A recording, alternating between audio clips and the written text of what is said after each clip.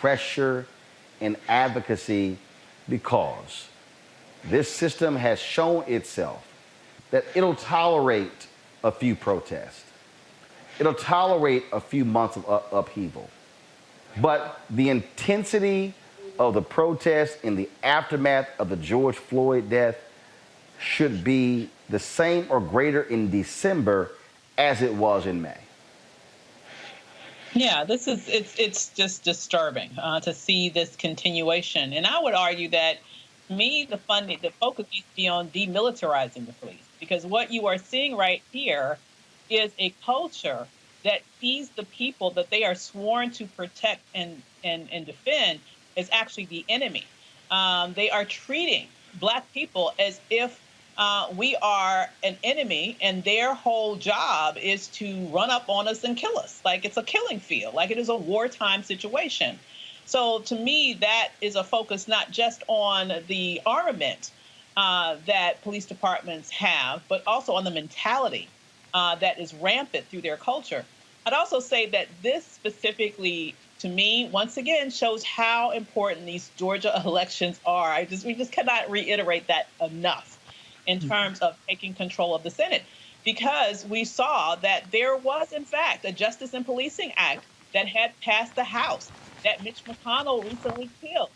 That within that law, one of the many things that it had included was specifically a provision to create an accounting, a role, a database of police officers who had engaged in violent activities in one jurisdiction, so that would preclude them from going to another jurisdiction and getting rehired. Exactly the situation that happened here. And the reason why that is not law is because we had a Republican controlling the Senate and a Republican in the White House. Listen, having a Biden-Harris administration with a Democratic House but still a Republican Senate is not going to be enough to create the type of massive change that we need in terms of legislation that would prevent things like this from happening in the future. Mm-hmm. All right, folks, got to go to a break. We come back. We're going to talk about the Georgia Senate runoff race, where Black pastors are making it clear to Kelly Loeffler, back up when it comes to your attacks on the Black church. We'll also talk about a Boston cop caught on body camera footage admitting and laughing about running over protesters. That's next. Roland Martin, Unfiltered, broadcasting live from Atlanta, Georgia. We'll be back in a moment. Trump can show up and say anything, and they can just go, oh, yeah. And the African-American community was great to us. They didn't vote. You know, he just called you stupid. Did you hear that? But he's for us. Really? And they were just regurgitating the things that they had heard on a radio or in the barbershop or something that somebody had told them. They hadn't thought about it. Democracy is in danger because people don't know how to think. I'm done with trying to convince people to try to vote for their, for their life. You have to run for your life. I'm gonna go try to get people who are open to it and lead them. I'm done with hope. Fuck hope, fight. Daring to demand the right to vote for Black Americans. In Selma, Alabama, 55 years ago, John Lewis was nearly killed as he and hundreds marched across this bridge. That movement's courage secured the Civil Rights Act and the Voting Rights Act. But the promise of equal justice in America remains unfulfilled. So together we'll fight for a new Civil Rights Act and a new Voting Rights Act to ensure equal justice for all, no matter the color of our skin, to end racial profiling and police brutality, and to stop anyone from suppressing the sacred right to vote. Congressman Lewis gave me my first job. He instilled in me the conviction to fight for justice. He said to never give in, never give up, keep the faith, and keep our eyes on the prize. I'm John Ossoff. I approve this message. Too many people struggled, suffered, and died to make it possible for every American to exercise their right to vote. There's a lot of stuff to do this time of year. Get the tree. Done. Hang the lights. Not yet. Wrap presents. Check. But this year, there's one extra thing to do. Vote. That's right. Early voting starts December 14th. So make voting part of your holiday plans. It'll probably take you less time than it'll take me to do this. I'm Raphael Warnock, and I approve this message. We learned early in Sunday school that thou shalt not steal, thou shalt not bear false witness, thou shalt not have no other gods before me. Raphael Warnock's opponent seems to have forgotten these basic Sunday school lessons. Her gods of greed, her lies about Pastor Warnock, and her shady Wall Street practices are evidence of this. And on January the 5th, let's bear witness that greed, lies, and shady dealings don't represent Georgia. Let's send Raphael Warnock to the U.S. Senate to fight for the least of these and not Wall Street billionaires.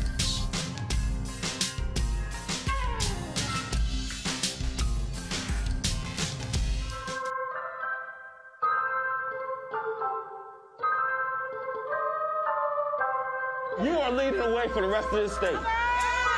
And we believe that this state is on the verge of shocking the entire country.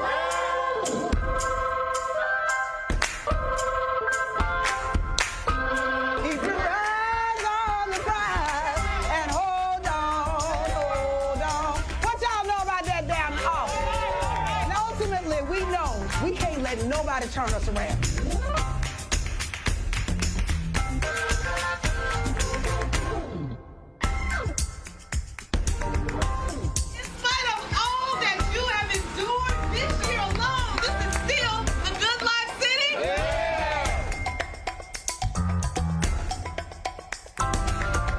If it turns out that the Senate is hinging on one seat, and there's only one race left,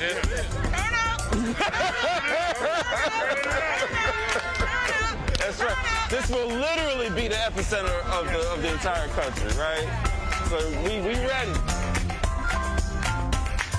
Music has an ability to be able to help us feel connected. And that's because music has a way of speaking to the spirit. And it is the spirit we're going to change this country with. It is going to be standing in a space of our power and in the fullness of our spirit of love and the spirit of humanity. That is what's going to transform America.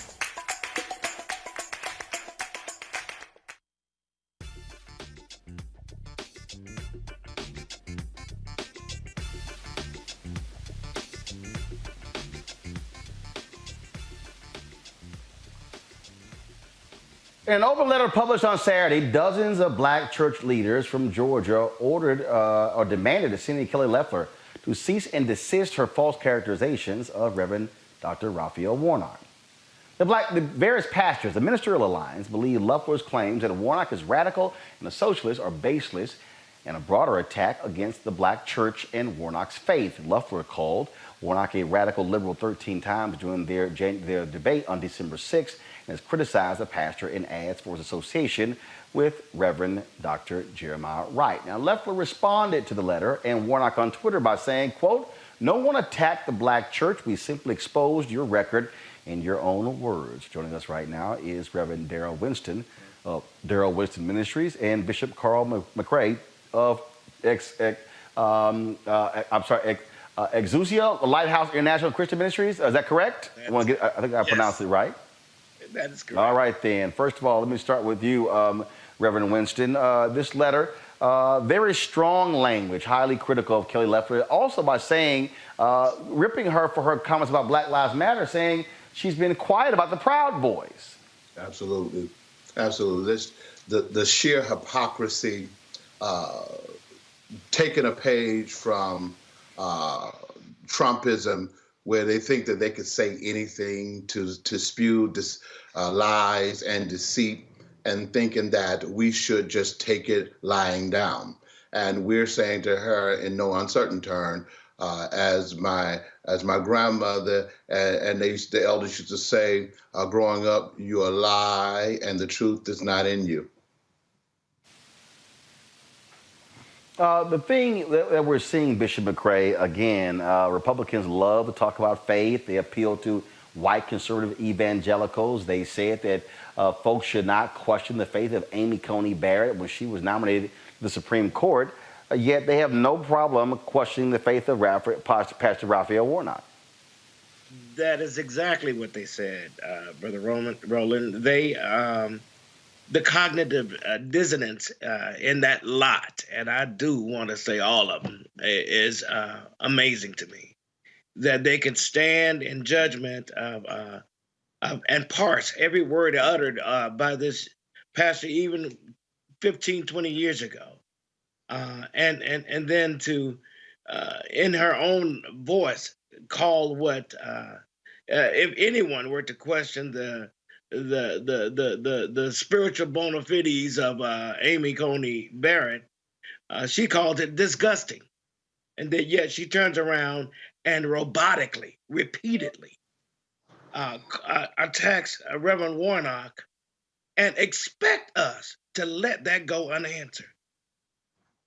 I don't know what planet she's existed in, but the time has come where we will push back at full-throated at the lies that they hurl and expect them to somehow manifest as truth. We know Scripture. We know our relationship with God. We know the prophetic tradition of Jesus Christ. And we understand that they have co-opted Christianity, but we're taking it back. We're taking it back.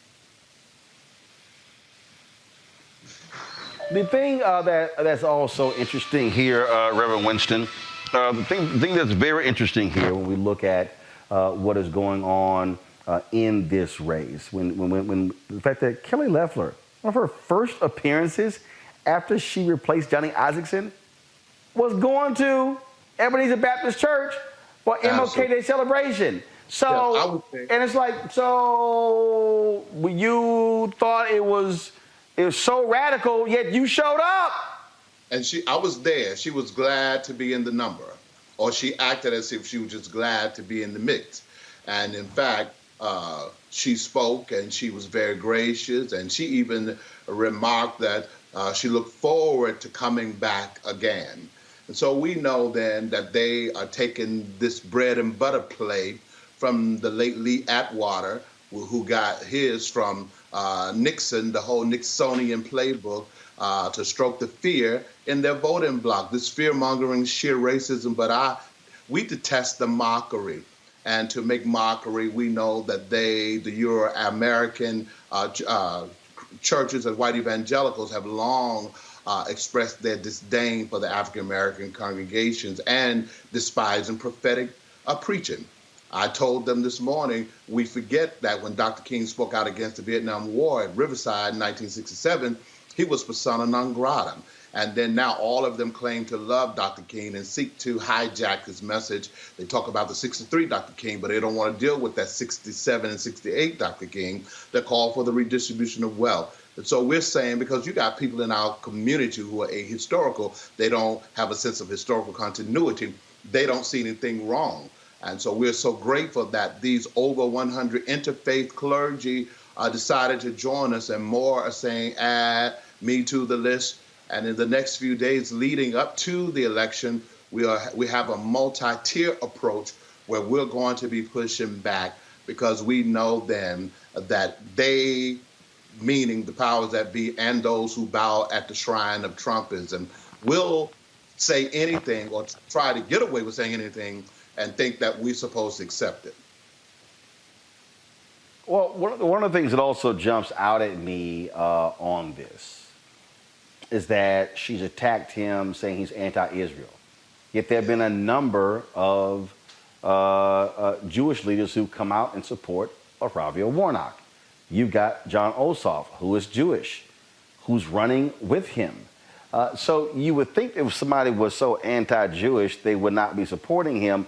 But again, what people need to understand, when white conservatives say he's anti-Jewish, they really are appealing to those white conservative evangelicals who hold this very lofty view, this biblical view of Israel. They equate Zionism with Judaism, and many rabbis here in Atlanta and abroad are working now on a piece where they are addressing the Jewish community, long history with the African American church. One of my favorite, Rabbi Joshua Heschel, who Dr. King marched with, and other rabbis were right there in the midst. So Ebenezer and Warnock has maintained a long history of working in the Jewish community. The services are often interfaith in terms of the commemorative services that the King Center runs there, but there are many different, for instances, Warnocks and the good people of Ebenezer interface and interacting with the Jewish community. And as you know, as of late, there has been this whole push toward silencing and muzzling prophetic preaching that, of course, is concerned not just with redemption from personal sins, but addressing, as Jesus did, those oppressive conditions caused by man. So we ought to be able to say, all Palestinian lives matter. As preachers of the gospel, Cuban lives matters, and lives in the Congo matters. For them to seek to check the preacher is an attempt to do what they wasn't able to do in times past, but they think that they can now push us into a corner where we just sit down and preach an otherworldly by and by when we die message, so that we can become enablers of systemic evil that they perpetuate on a daily basis. Well, I certainly hope that folks in Georgia are going to respond in kind to what is happening by turning out at the polls. The best way to shut them up is to beat them. Simple as that. Gentlemen, we certainly appreciate it. Thank you so very much. Well, thank you, Roland, for having us. Love your show, and we appreciate you opening up your platform for us to share. I appreciate it. Thank you so very much. All right, folks, here in the United States, more than 17.9 million people have contracted COVID, and more than 318,000 Americans have died from the virus. Many people who are skeptical when it comes to getting the vaccine, however, first, many people are skeptical of getting it, but the head of Doctors COVID-19 Consortium decided to take the vaccination. Many people are skeptical about whether the COVID vaccine is safe to take. President-elect Joe Biden today received his first dose of the Pfizer and BioNTech COVID vaccine live on television. Did he get to pick his Band-Aid? Oh, that's better than Band-Aid.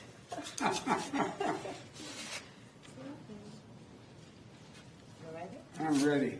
Okay. Got it up higher? All right. Would you like me to count to 3? No, you just go ahead anytime you're ready.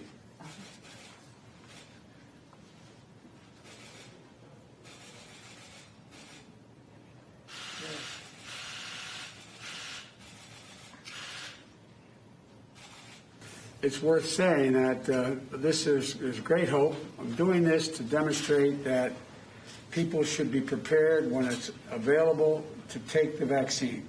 There's nothing to worry about. I'm looking forward to the second shot. So is Jill. She's had her shot earlier today. She loves shots, I know. In the meantime, I know I don't want to sound like a sour note here, but I hope people listen to all the experts and the Dr. Fauci's on, talking about the need to wear masks during this Christmas and New Year's holidays, wear masks, socially distance, and if you don't have to travel, don't travel. Don't travel. It's really important because we're still in the thick of this. It's one thing to have the vaccine show up at a hospital. There's another thing to get the vaccine from that vial into a needle, into an arm. And there's millions of people out there that are going to need this. Mustafa, we saw there where President-elect Joe Biden taking the shot. Look, you ain't going to see Donald Trump sitting his ass down taking the shot, even though he actually contracted coronavirus, because he doesn't care about actually leading by example. What he chose to do is to be stuck on stupid. You've had these White House Christmas parties packed with people, and guess what? There have been people coming home testing positive for COVID-19. You got to be dumb as hell to go to the White House for anything with COVID, with that place being a major spreader of COVID-19. Well, we should just call out the fact that the White House is a petri dish. if you go in there, you know you're probably going to end up getting something that is not going to be helpful to your body. I really appreciate President-elect Biden for his leadership. You know, not just sharing words with folks, but actually putting that together with the actions, you know, sitting down, having a mask on, getting the vaccine, and then continuing the conversation with the country that it doesn't stop there, that we still have actions that we can do to help us to deal with the pandemic that we find ourselves in by not traveling, by doing the social distancing and the other things that CDC and others have shared with us will help us to win on the pandemic. Julian, it's not that actually hard to lead, but you kind of gotta want to. And what we have here is a petulant child who is so angry and upset that he lost, that he just simply can't help himself, just whine and complain. And that's what we're seeing from Donald Trump. And frankly, according to White House aides with various reports, he's just said, what the hell? He doesn't care about coronavirus, doesn't care about the response. He's just mad and ticked off and is sitting here just on Twitter because he lost. That's what, he's literally acting like a spoiled brat. Actually, Roland, you are giving spoiled brats a bad name. This man is a 70-some-year-old overweight child who, if you could just picture him laying on his back with his feet kicking because angry that he lost. But that's not the point here when we have 315,000 Americans who have perished because of coronavirus. When he continues to have rallies, to have parties, or to have his people have parties, to do all of that, it's an absurdity that we cannot fathom, because really what he essentially seems to be trying to do is to basically salt the earth so that when President-elect Biden comes in, he has an even greater burden to deal with. Even more than that, we know that there are so many irregularities. How you gonna go to the Supreme Court at the last minute, ask them to turn the election over when they already said they weren't gonna do it? Here's why. So you can raise money. So we've got this guy who is acting like the last of the living boneheads, and that's the nicest word I can use on the air, last living boneheads, basically undermining our democracy. This is a pandemic that is killing people, and many of us have had to moderate our behavior. My mama is 92 years old. She's had a stroke. I want to go home more than I want to do anything else, Roland, but I can't. First of all, my sisters told me to keep your black you-know-what in Washington because I'm over 65 and I'm diabetic. But secondly, all of us have had to make these kind of adjustments in our lives. And meanwhile, this man is sitting there acting like a you-know-what. It's absurd. It's ridiculous. But the worst part of this is that his Republican colleagues will not call him on it. A few of them have, but not many have. And so America is taking the hit. All of us are taking the hit, and he is not responsible, nor are his colleagues. And the thing, Abe, is that is just that continues to be just stunning.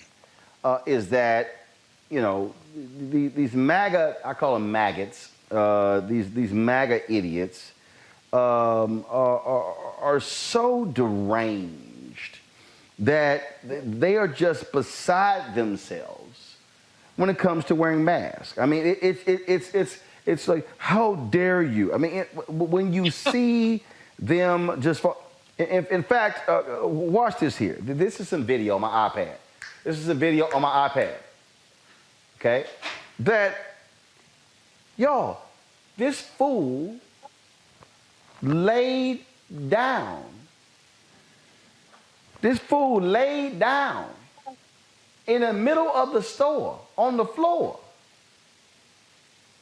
He laid down. We're going to try to get the video straight for you in just a second. We're having a slight technical issue here. But he is so mad and upset. He is so mad and upset he was asked to wear a mask, he lays down in the middle of the floor. That's a grown-ass man, Avis. You know, it is cult-like behavior. I think we really should examine this. You have cult-like behavior. Individuals have been brainwashed by the propagandist in chief. And they have been brainwashed to the degree that they will believe anything that he says, even if it puts them in mortal danger, even if it puts their family in mortal danger. This is literally the equivalent of drinking the Kool-Aid, you know, in real time.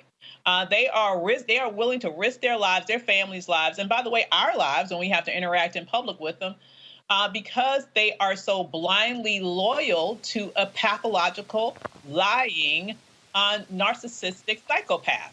It is absolutely crazy. And, you know, if there was, you know, at what point, I mean, at this point, I guess we're almost done with it. But I have to tell you, I'm beginning to wonder why we even have the 25th Amendment.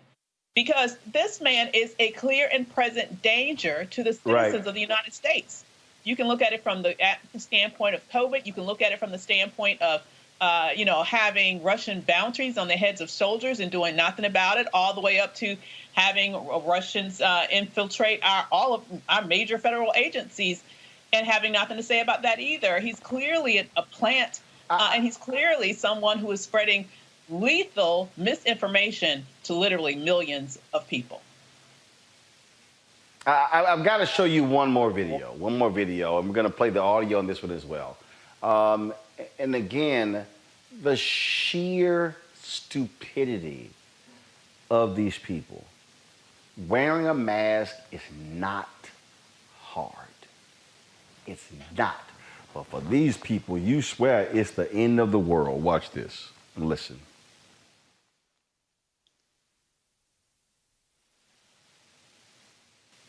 That is not a law. That is not a law. Step away. Back the fuck up from me. Why are you so close to me? You can't bring illegal removal. Why are you so close? Leave the store now. Why? What are you going to do? Why? Why? This is all for you people. Out. Why? You no longer belong here. What? You do not belong in this store. What do you mean? Why? Step away from me. Step away from me. I'm not regulated. It's a regulation. This is a public establishment. I am a customer. You're privately owned? Really? So, okay. Suck a fucking dick. Suck a fucking dick. Merry Christmas, man. I'm out. Merry fucking Christmas, everyone. This is a public establishment. I have a fucking right to be here. You don't. Yes, I do. I don't, I mean, look. I say just drag their asses out the store. Mm-hmm. You know what? I say get like a 10-foot pole and just poke their ass. And get out. Just poke their ass and put some hot, you know, put some hot, like, put that sucker in a fire and brand their ass. I'm gonna stick you with. I mean, this is just dumb. And oh, it's freedom. It's a public place. 318,000 people are dead, and these people, you're just infringing on my liberties. I'm an American. And it's led, Mustafa, by the person sitting in the Oval Office because he refuses to wear a mask. He refuses to abide by any rules, and they are emboldened by his stupidity. And so I'm of the opinion, hey, if y'all want to follow his dumb ass and y'all get COVID and die, go right ahead. Yeah, that would be all right if we couldn't actually get COVID. But as Ava said, shared, you know, there is an interconnectedness by the actions that people did. You know, it's interesting that when you had the gentleman laying on the floor and then you had the other person, you know, using that language and actually trespassing after he was asked to leave, that folks, you know, weren't getting arrested.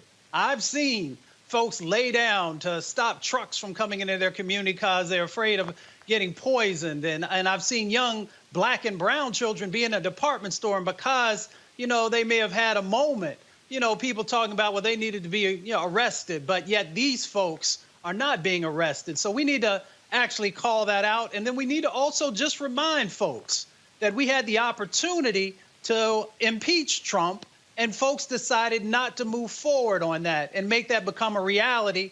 And if so, look how different this COVID-19 moment would have been, hopefully, that he would have not been in leadership and so many lives would not have been lost. Well, that is certainly the case. All right, folks, got to go to a break. When we come back, we're going to talk about Trump supporters targeting a black family in Texas. Also, Morris Day joins us right here on Roland Martin Unfiltered to talk music and his book. All of that next. Broadcasting live from Atlanta, where we are covering the Georgia Senate runoff here in the Peach State. Back in a moment.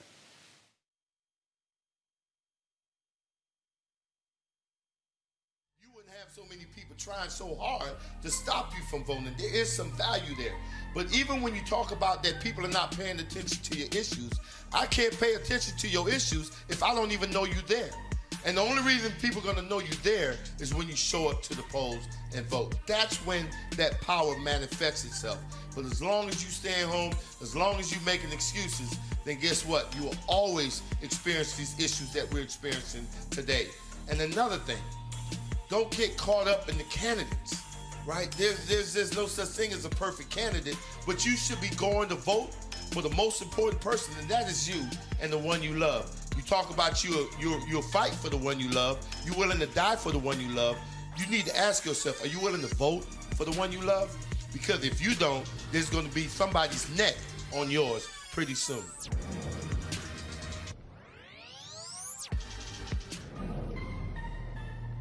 There are a lot of folks out here who don't want you to vote. And they're doing everything to keep you from voting because they don't want you to have power. They don't want you to have the money. They don't want you to have the resources to have a decent quality of life. And those are some of the people who are living in the best styles with the most money in this country. So if you don't want to have them continue to tell you what you can have, you better get out here and vote.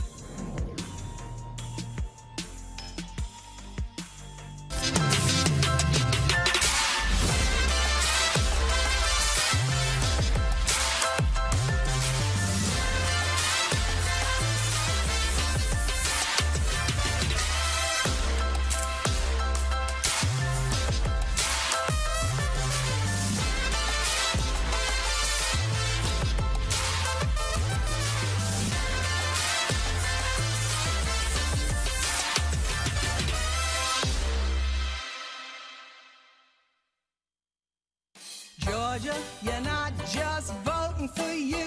No, you're voting for me too. Georgia, I got you on my mind. You have got a chance today to keep the U in USA. Oh, Georgia, say, can you see? You could save my democracy. Oh, Georgia, you're not just voting for you. No, you're voting for me too. Georgia, you're not just voting for you. No, you're voting for me too. I know you gotta be tired of washing hands and wearing masks, but you could save the planet's ass. Oh, Georgia, we're all waiting to see if you've left the Confederacy. Well, welcome to the 21st century. No, you're voting for me too. You could sit around and mope and say, oh, what's the difference? Or you could just get out and vote. Just 2 senators in blue. Georgia, you know what to do. Georgia, you're not just voting for you. No, you're voting for me too. No, Georgia, put love back in the world. Who better than a fine Southern girl? Well, Georgia, come on and give it a whirl, 'cause you're voting for me too. Yes, you're voting for me too. Make January Christmas gift, Georgia, you know what to do. QAnon conspiracies, vote that crap away from me. Georgia, you know what to do, Georgia.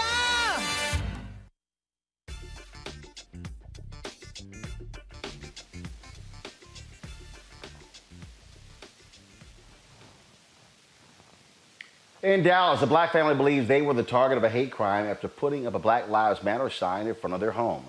Jayla Gibson and Charles Crawford say they woke up to one of the cars engulfed in flames and the message Trump 20 spray painted on their garage. Their BLM sign was also vandalized.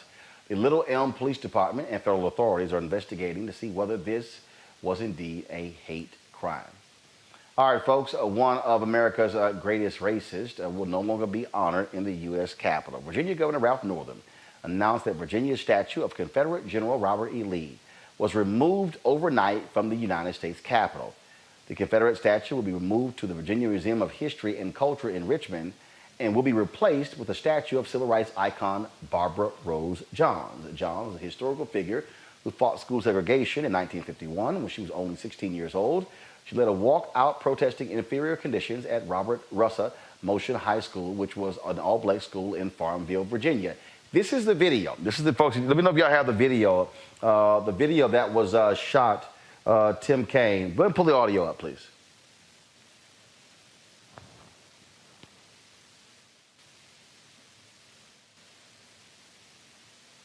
So what you're seeing, folks, those are workers removing. Of course, this has long been a point of contention that in the U.S. Capitol, there's Statuary Hall. And in Statuary Hall, Avis, each state gets to have 2 statues. And folks have long been critical of states that have honored Confederate heroes. In Florida, they replaced one of those statues with Mary McLeod Bethune. Other states, Tennessee, Mississippi, so there are different states there. And the states get to choose what statue represents them. And so for a lot of African Americans, if you're Mississippi, you don't want to go to the state capitol and one of your 2 statues is Trader Jeff Davis. In Virginia, they had Robert E. Lee, who wasn't even from Virginia. And so this, to me, this changed when Democrats took control of the state legislature. That, again, shows the power of voting when you put the folks you want in office who can make these sort of changes. And I know somebody will say, oh, this is just all cosmetic.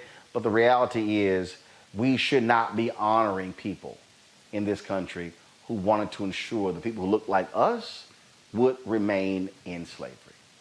Absolutely. And I would have to say, symbols matter. If symbols didn't matter, there would not be a proliferation of Confederate monuments all across this country. They were erected for a reason, to perpetuate a false sort of retelling of history that lionized these people who were actually traitors and racist people who wanted to keep people like you and me in bondage for all of our lives. So it's very important that even today, with all the various challenges that we continue to face, that we also go back and right the wrong of exalting these individuals who are enemies, not only to this nation, but enemies to this people. And I would just have to quickly say, in terms of Governor Northam, he got into some hot water a few months back with regards to pictures that emerged of him in his youth.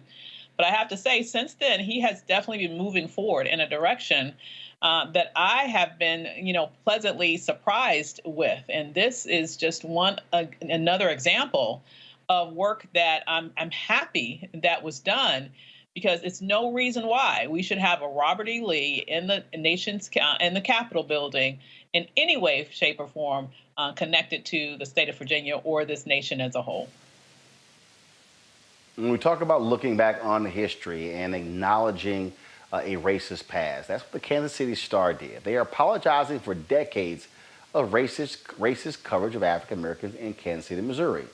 Mike Fannin, who has been the Kansas City Star's editor since 2008, wrote in a letter to readers the newspaper, quote, disenfranchised, ignored, and scorned generations of black Kansas Cityans. It reinforced Jim Crow laws and redlining. Reporters took a look through the newspaper's archives and found the paper usually painted black people as perpetrators and rarely covered issues that black people faced. For instance, the paper covered military actions overseas, but not the bombings of black families that took place not far from the paper's location. Families said the death of George Floyd earlier this year and the protests that took place around the world made the paper examine its history and how it covers issues plaguing the black community. That, Julian, is important because it forces institutions to reckon with their past, and then for them to say, how does our past still impact our present and future? When you look at the lack of African Americans in these newsrooms, many black folks, the sole journalists in a lot of these places. And so that was a great thing the Kansas City's newspaper did over the weekend. It was a wonderful thing for them to do, but they have to do a lot more. They have to go back and not only give the macro, but also the micro. In other words, to take Tulsa, Oklahoma as an opportunity to look at this, we know that the newspapers buried the story about the burning of Black Wall Street. They made it sound like black people had done something when in fact we know more than 300 people died. We know that white folks went and ravaged the black community. I mean, it was called the Tulsa Up, whatever they called it, it was inaccurate. We can go back through many, many, many. So I'm going to give KC props for raising it. But what I would really like to see for them also to do is to go back and look at some of these stories and just really give us the details on them. When we look at a Robert E. Lee as an example and taking that statue down, a lot of people are going to say it's symbolism. It's not just symbolism. This man graduated from West Point, which was a U.S.-funded military academy. He then turned tail on his country because he cared more about Southern white people than about our nation. Nation wasn't perfect, let's be clear, but he chose to turn tail on our country. So this is a time of reckoning in so many ways, and it's an important time of reckoning. We want to give people credit who are doing the right thing, but we also want them to understand that one step is not the long step. So someone at the KC paper has to really go back into those archives and talk more about this. Someone in Tulsa has to talk about what those newspapers did. And it's not just the South. I mean, I've been working on this book forever, but we look at California, my home state, which had laws on their books against, quote, miscegenation. Liberal California. We need to look at some of that. There's just so much work to do, but we have to do it. If we don't do it, we'll never have peace. The reason I think this is critically important, Mustafa, is because the media played such a huge role in the advancement of white supremacy in this country. The media played a huge role in the denigration of black people. It played a huge role in how we were portrayed, how we were ignored. And frankly, part of the problem today is that present-day media outlets want to live in complete ignorance of that. I'm Vice President Digital of the National Association of Black Journalists. And we went after CNN for no black executive producers, no black vice presidents, no black senior vice presidents, no black executive vice presidents, no black direct reports. That was a reason. Because it made no sense how we could be in 2019 and there literally be no black people in leadership positions. And so I think media has gotten off too lightly over the years. I think media all too often has skirted its responsibility and acted as if, oh, how we can, and this is my challenge, and we've had meetings with Verizon Media, with Disney, with Penske Media, with a number of people, CBS, NBC, and what we've said is, how can media challenge other folk on race and hiring in their culture when they don't want to look at themselves. And the Kansas City Star, with this report, looked at themselves. Now what I would hope is they now go inward and say, let's examine the culture of our newsrooms and how African Americans stand.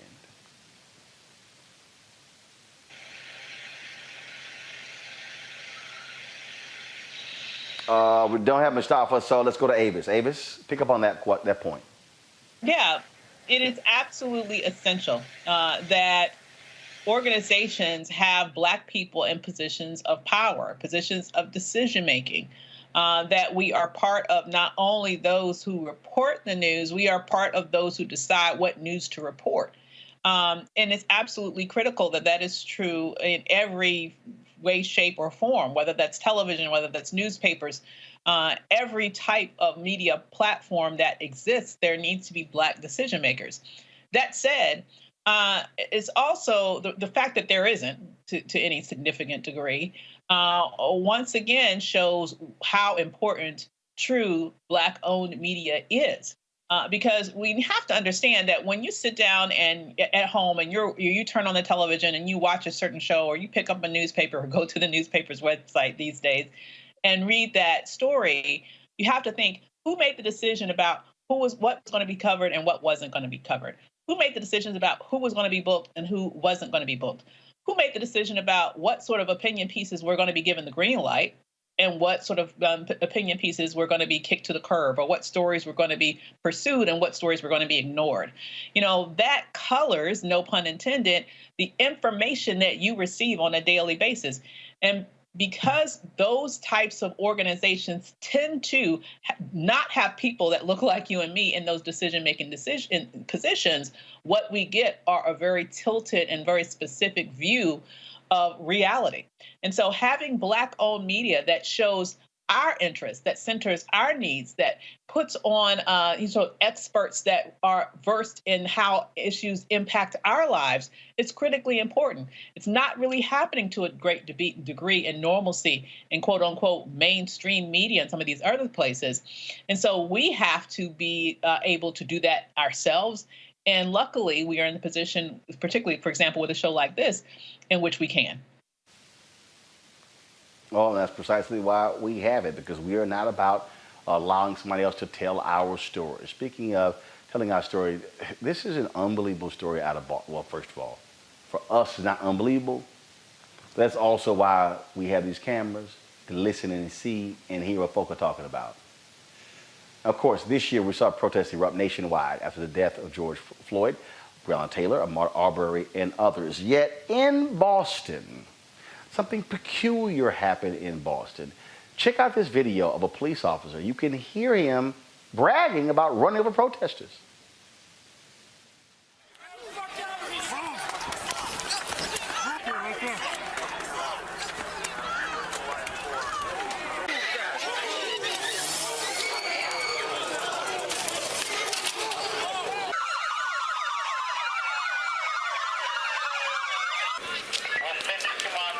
Let's get this fucker. Let's get him. Get him. Lock him up.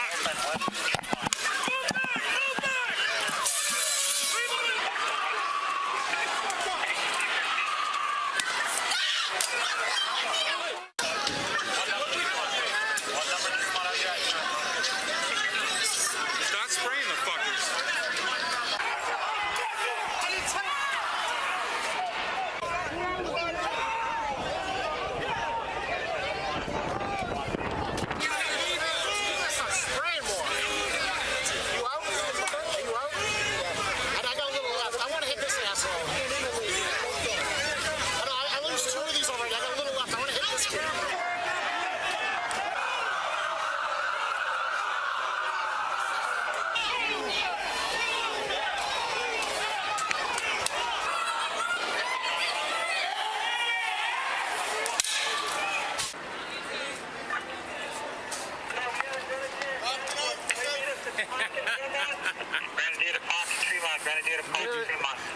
Dude, I drove down the street. There was an unmarked state police cruiser. They were all fucking around. So I overcommit, so I got to fucking Tremont Park, and I was in the middle of fucking. So then I had to fucking keep coming. Fucking running. I'm fucking hitting people with the car. Did you hear me? I was like, get the fucking.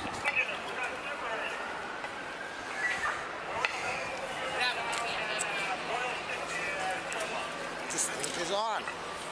This thing is. Oh, no, I know. What I'm saying is, though, they were in front, like, just like, didn't hit anybody, like, just driving. It's own shit.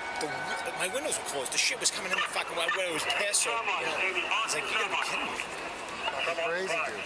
Push this crowd backwards, please. We can't go any further. This thing just fucking went on automatically. Huh? This thing just went on fucking automatically. There you go. This is your outfit. It's pretty nice. They're walking around close. From everywhere. Is it a $50 tie?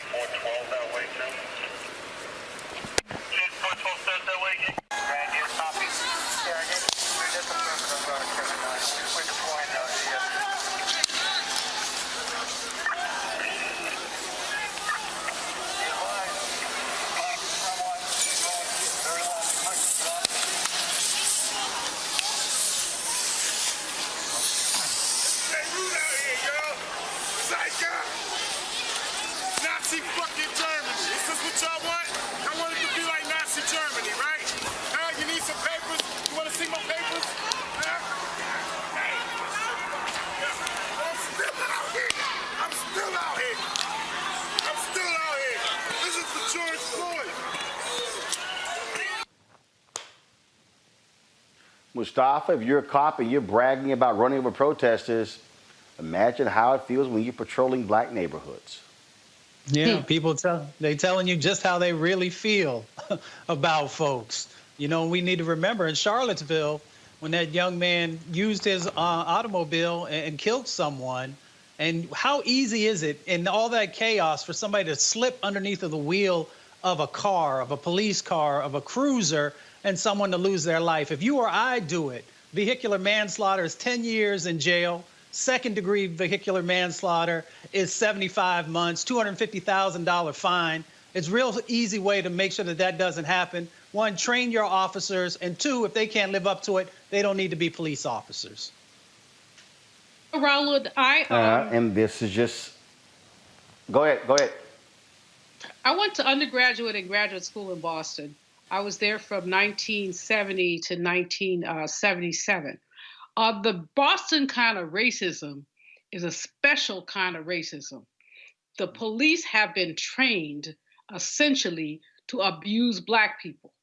I mean, I will never forget Louise Day Hicks, who was on the school board when they were trying to integrate schools. And this big old fat white woman said they would have to run over her dead body before Black children were able to go to white schools in South Boston.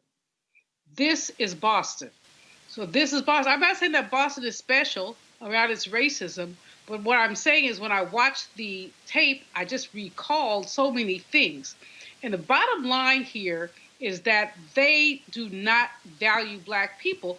This is why the slogan that Black Lives Matter is so important, because it has not been that important in places like Boston and others. Right. A Black man named Ted Lansdowne had a flag. He was impaled by a flag in front of City Hall because he was protesting. So white folks just took a flag and impaled him. And it was okay. Nobody was ever arrested. And this happens time and time again. So I just, we have been, as Black people, extraordinarily tolerant, extraordinarily understanding. And it's time for us to get about 10,000 Ben Crumps to sue the you-know-what out of these people. Totally understand. Got to go to a break, folks. When we come back, we'll talk with Mars Day. Music, books. That's next on Roland Martin Unfiltered.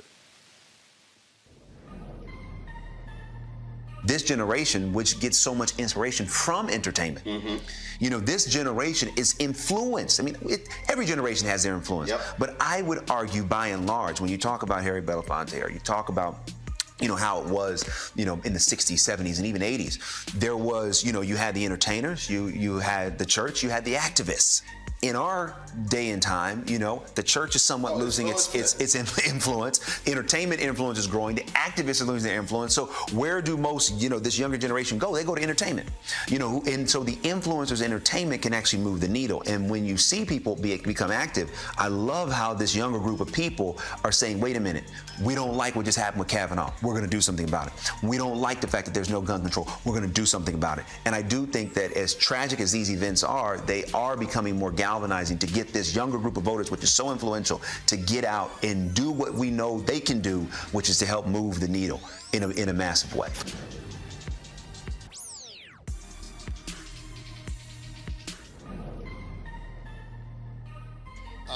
America is a complicated story of people building a more perfect union. And if you don't think there's been any change, you should sit down with Andrew Young. You should sit down from some of the folks in that generation who know the distance we've come. And as we continue to push hard, change comes. The other side knows your power. The other side knows your voice. That's why they're engaged in voter suppression. If you weren't so powerful, they wouldn't be trying so hard to stop you from voting. And so you ought to stand up in this defining moment in American history and win the future for all of our children. We're at Mom's Kitchen in Preston, Georgia. It's a family business. I enjoy making people happy, giving them a good meal. But since COVID, we had to close our main dining room. We lost all of that business, and we used to do a lot of caterings. We can't do any of that anymore. David Perdue knew what was about to happen. He was getting classified briefings about the pandemic. But instead of him being concerned about us, he off selling stock.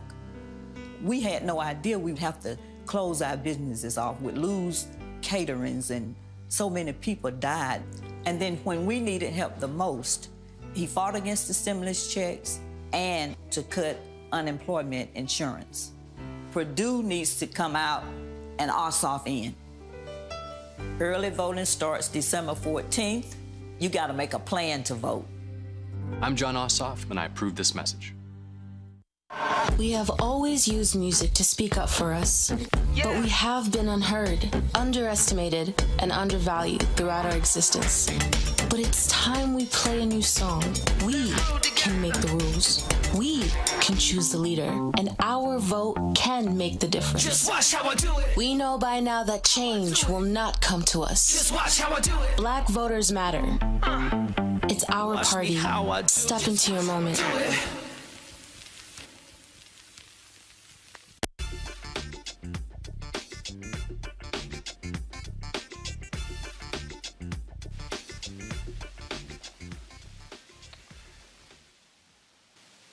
All right, folks, I was flying to Atlanta this morning, early flight, 7 a.m., and so I needed a little pick-me-up music.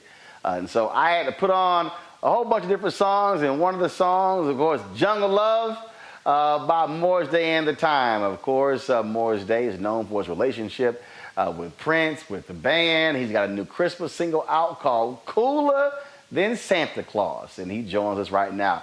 Morris Day, what's happening? What's going on, Roland? How you doing? So you cooler than Santa Claus? Hey, you know it.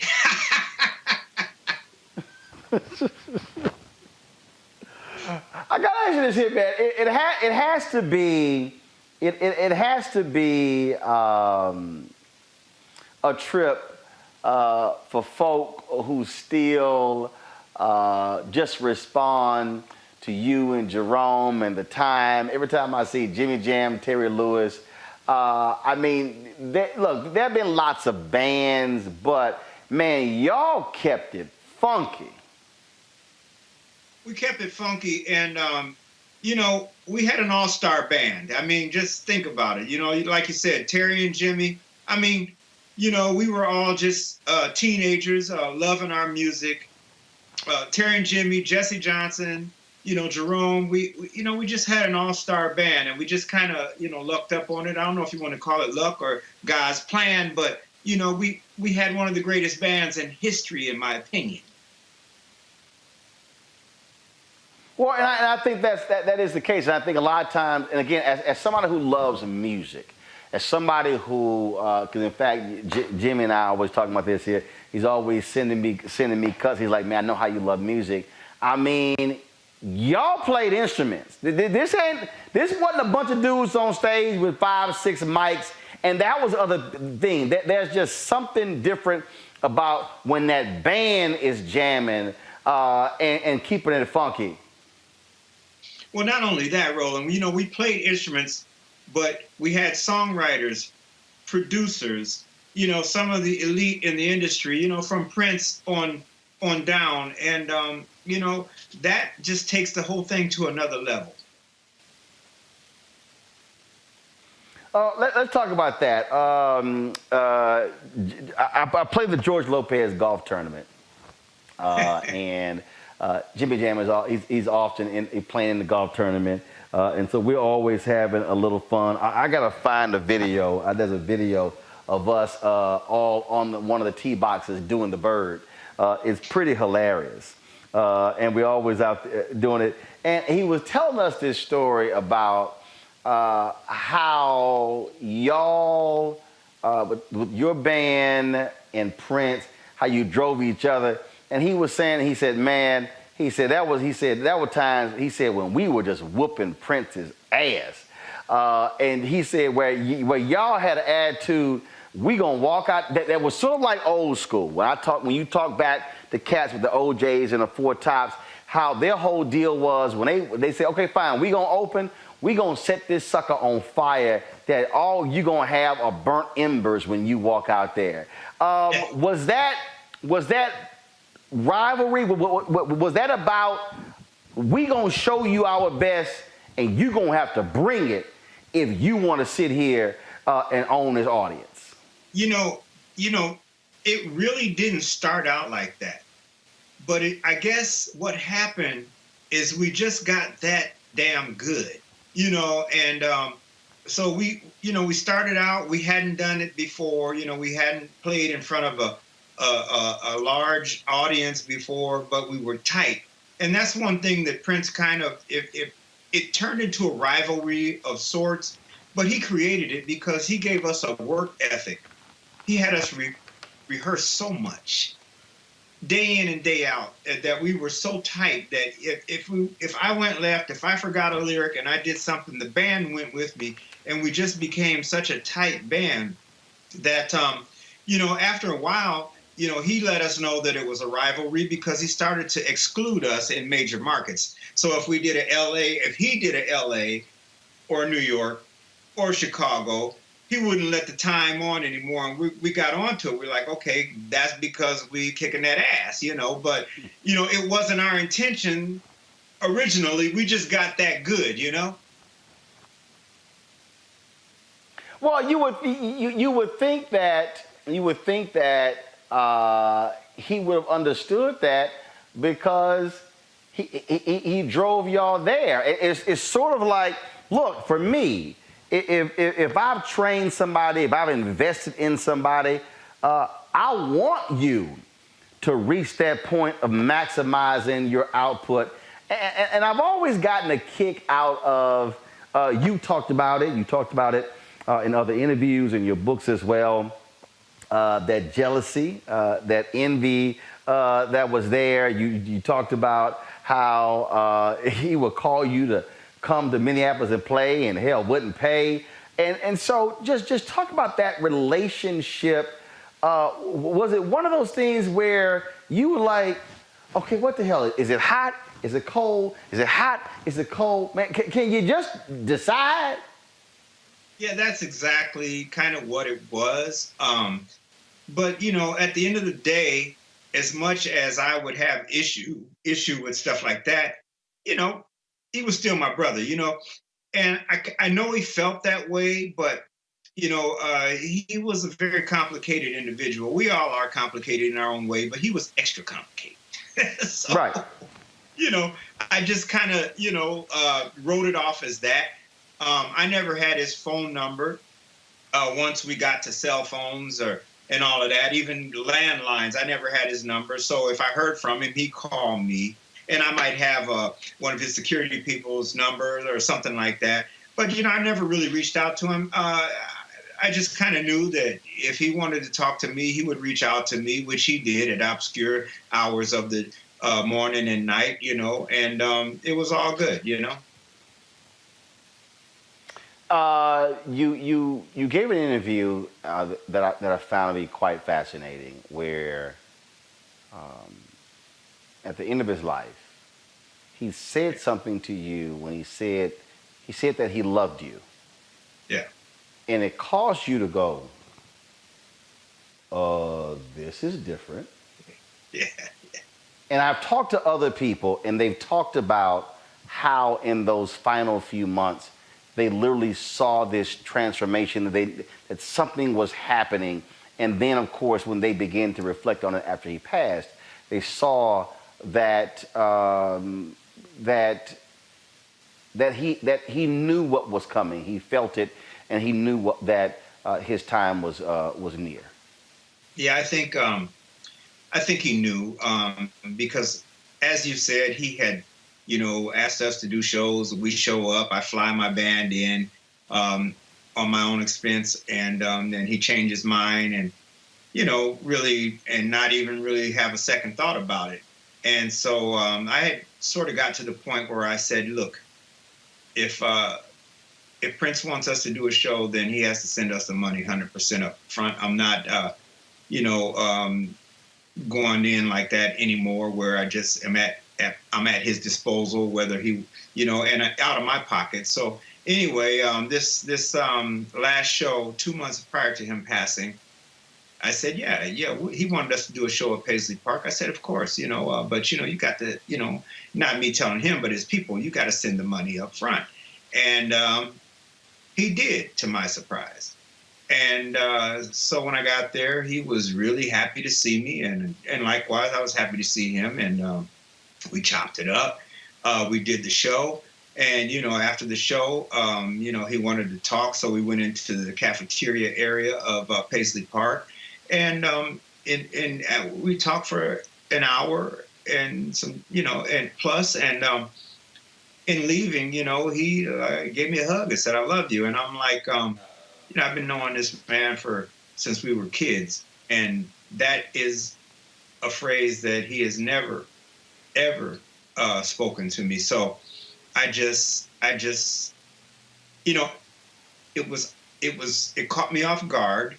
And then, you know, once I got back home, I was just thinking, I was like, what was that? You know? And sure enough, 2 months later, you know, I was flying to Florida from Las Vegas. And I had a layover in Chicago, and I heard that someone had passed away at Paisley Park. And they said that it was an employee. And a buddy of mine called me, he said, did you hear the news? I said, yeah, somebody, you know, who worked there. And he said, no. He said, it was Prince.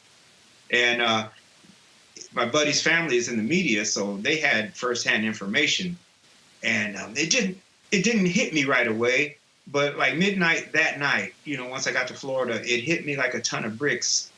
The history, because I've really not had people that close to me pass away. And that really hit me hard. It was interesting you say that, because I saw something the other day on Twitter, and people were talking about how his passing affected them more than any other. And the reality is, I mean, look, as a journalist, you know, I was in Jamaica when Michael Jackson died. I remember being in Houston when Whitney Houston died, and I remember. But when I think about a lot of his passing, actually had more of an impact on me than the other celebrity deaths. And and we were talking about that, and folks were asking why. I mean, I had the occasion to meet him on a couple occasions, to go to a party at his home. Then I found out I was interviewing Shelby J, and then she told me, she says, oh, you know, Prince had your book, your faith Facebook. And she said, because one day he brought it to me in the kitchen and said, you need to read this. Van Jones said, man, you would have sworn you and Prince were buddies, because he would often talk about your work. And I always, of course, loved the music, and being somebody who played in elementary school, middle school, high school band, always enjoyed music. But it was something different and unique about him, and also all the other artists that were born out of his brilliance.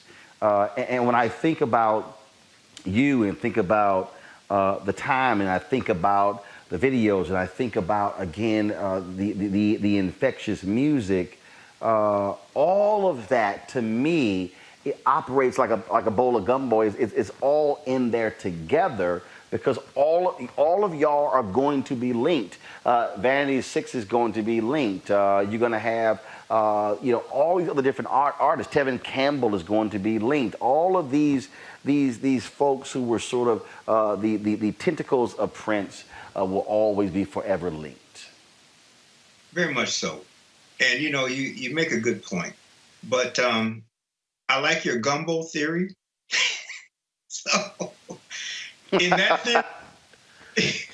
theory, brother, we were in the room. You dig? So, that's how I look at it. Right. I know there was a lot of spin-offs, but from day one. So I get it. The worldly impact that the brother had, and it was amazing to me to watch, because I've been around him since he was a kid. So the worldly impact, but my take on the whole thing was a little different. It was just not the mega artist that he ultimately became, but it was my friend. And the early days when we hung out, and I would get high, and he was pretty straight. But the times when he said, "Hey, can you get me something to smoke?" and I just want to try it. And I'm sitting on the floor of the club, babysitting this dude, and stuff like that, and the fights that we had, and all of that when we were kids, is the stuff that really passed through my mind. Not the songs so much that I loved or anything like that. So I'm just saying that to say that it was quite different for me than a fan. Absolutely. Do people still roll up on you to say, "Man, you killed it in Purple Rain"? And why, again, why haven't you done other movies? Okay. So yeah, Purple Rain is one of those things that kind of shows up on TV every month, a couple times a month. And yes, people still talk about Purple Rain to me. But my thing in acting is, I guess, is something that I'm able to do. But there's a side of me that I kind of like being my own boss. In music, I'm the boss. In film and television, right, there's always somebody telling you what to do. And, what time to be there, what time to get dressed, and hurry up and wait, do this, stand here, go, and, that's always been an issue for me. Oh, great. Look, I know that point, which is why I created my own digital show, because I said, folks, when TV One ended my show, folks were like, "Man, it'd be great if you go to MSNBC or CNN." I'm like, you know what? I'm not really trying to ask no 32-year-old white producer permission to go cover black people. I said, I'm good. I said, I'd rather ask myself. So trust me, I understand. But I just thought, man, you were just absolutely crazy in that movie. And so I can imagine you doing something else. I got questions from our panelists. I want to first start with Mustafa Santiago Ali. Mustafa, what's your question for Morris Day? Yeah, first of all, thanks. I watched you when I was growing up, so it's an honor to be here with you. I'm curious. I come from a social justice background, and I'm curious the role that you feel creatives, artists have in the social justice movement. Now say that one more time. You hit me. The role that you believe artists have in the social justice movement. Well, sometimes, I think it's tough. I think a lot of artists are a little apprehensive of getting into the social justice situation because, I think there's a fear of alienating certain audiences, if you will. But I do think that more and more the young artists are playing a role and making a difference and making their thoughts be known.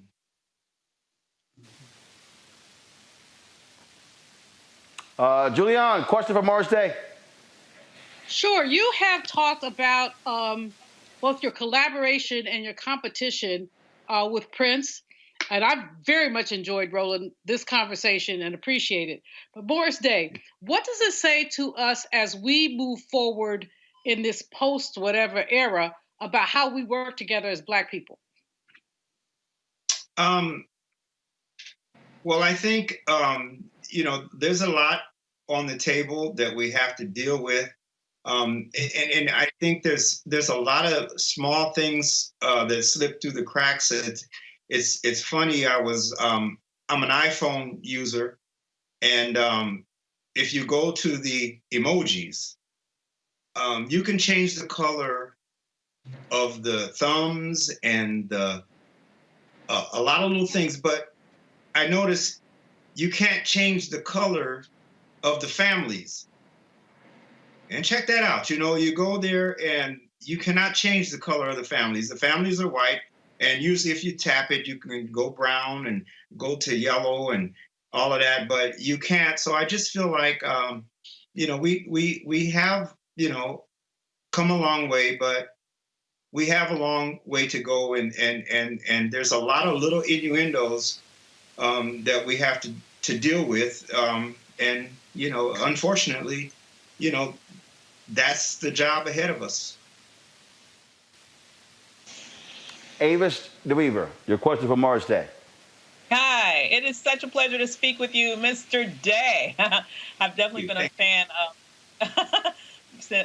Prince since I was in the 4th grade, and I've loved the time from the very beginning. So it's my honor to speak with you this evening.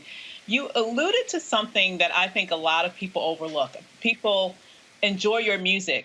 They enjoy your contribution to the world in that way. But I think oftentimes people don't get the work that it takes to be as successful as you are in that industry. You just don't pop up one day and be as prolific a musician as you are. A minute ago, you talked about how, you practiced so much until you just, in essence, couldn't get it wrong. What can people who are not musicians learn from musicians about operating in excellence, given the work ethic that it takes to perform at the level that you do? Well, I think you pretty much explained it. It's whatever you do, you have to strive to be the best. If you strive to be mediocre, then that's what you'll do. If you don't really care about it, how many times do you walk into a store and you have a clerk who helps you, or someone on the phone, a customer service, and they help you 100%, do everything, ask all the right questions, and then how many times you walk into that same place a different day and somebody just acts like they don't want to be there? I just feel like if you're going to fill a position in life, then I would say be the best at it.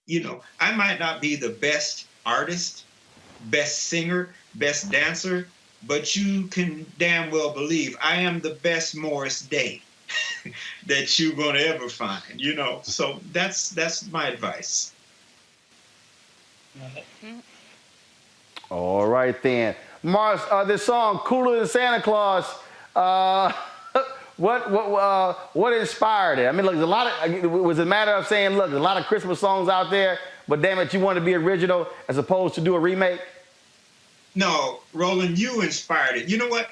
I feel like this is a shout out to the brothers, to the men, to the parents, to the fathers. It's like everybody, I don't want to kill the myth of Santa Claus, but we all know that who Santa Claus is to our wives, to our kids. So I'm not saying Santa doesn't exist, but I am saying that if you really check into it, you will see Santa ain't as cool as me.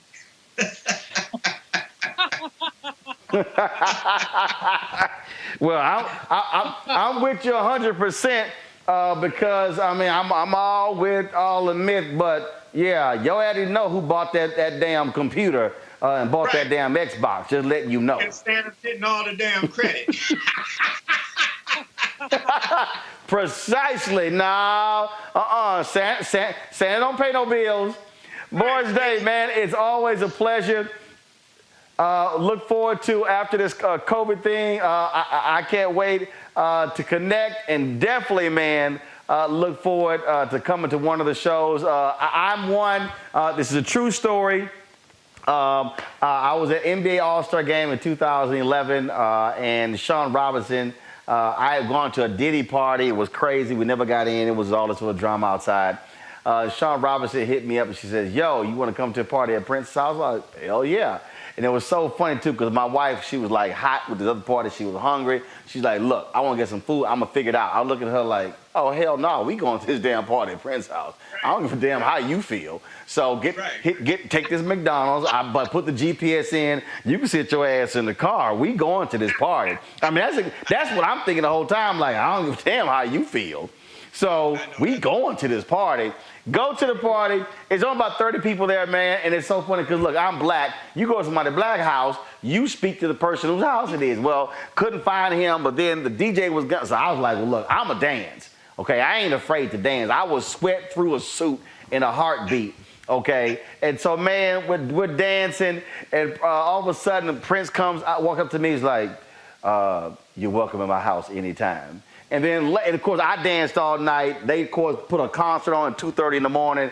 We probably left around 6 a.m. About 6 months later, Sinbad said, "Man, Prince said you left scuff marks on his dance floor." So I'm all about, look, getting the dance on. So when you put on a show, I'm like, hey, damn all that trying to be cute, trying to be cool. You don't want to break out in a sweat. That's why they got cleaners to take care of that suit. Because I have a very simple philosophy, Morris. If I go to a concert or a party and I go home dry, I'm pissed. It sucked. I hear you. But if I got to get home and peel that suit off, that was a party. Hey, that's how I am. I party, I'm cool, but I definitely have to send my suits to the dry cleaner after I'm done. Now, I want y'all to check out everything happening at MorrisDayEntertainment.com. We got a new single, Head Rush, featuring Trinidad James. Video about to drop. Check it out, y'all. All right, then. Well, look, we will do that. We will certainly check it out, man. We certainly appreciate it. Good luck in all that you do. Again, y'all, his Christmas song is cooler than Santa Claus. I'll be listening to it as soon as I get done with the show. Morris Day, thanks a bunch, brother. Thank you so much, Roland.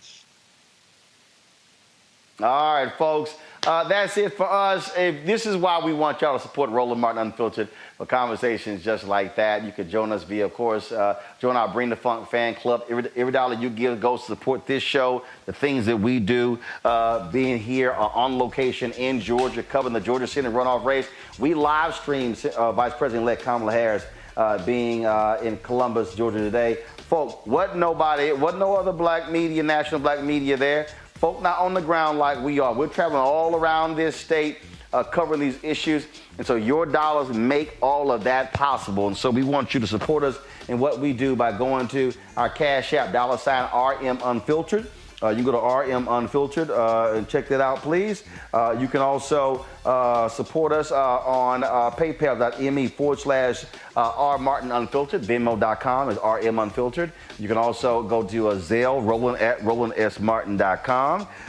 You can support us there as well. Then, of course, you can send a money order to New Vision Media, NU Vision Media, Inc., 1625 K Street Northwest, Suite 400, Washington, D.C., 2006.